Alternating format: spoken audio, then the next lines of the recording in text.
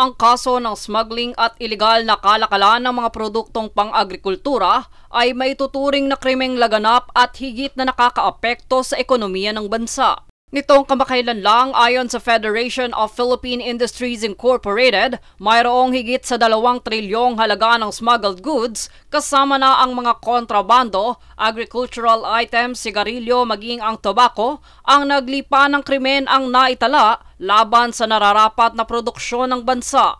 Bunsod nito, nananawagan ang kinatawan ng Agricultural Sector Alliance of the Philippines o AGA Party List na si Representative Nicanor Briones sa Department of Agriculture at Pangulong Bongbong Marcos ukol sa pag-aaproba ng Anti-Agricultural Economic Sabotage Bill.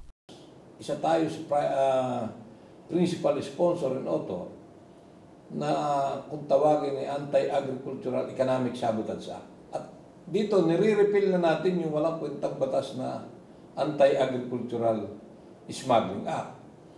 At ito ay naapruban sa Kongreso, naapruban sa Senado, naapruban sa BICAM, na-ratify, hindi nakarating sa Presidente, which is very unusual. Ayon sa kanya, ang kaso ng smuggling ay hindi lamang nakakaapekto sa merkado kundi sa mga magsasaka ng bansa.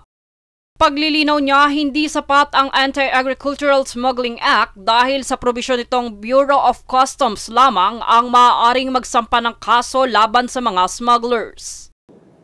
Merong tayong threshold na yung 3 million worth of smuggled goods, maging yan man ay technical smuggling, misdeclaration, undervaluation, misclassification, that's smuggling. 3 million, lifetime imprisonment dahil economic sabotage ang kaso mo. Yung threshold ng 3 million, ginawang 10 million. Doon sa mga nakasuhan, lahat ay below. Majority ng kaso doon sa nakasuhan dati at na-imbestigahan ay below 10 million. Ibig sabihin, pag nag-smuggled ka ng bigas, 7 container, nahuli sa'yo. Dahil walang 10 million, libre ka. Sa naganap na panayam, ani ay hindi sapat ang Customs Modernization and Tariff Act bunsod ng palugit na presyo ng smuggled goods na makukumpiska ng BOC.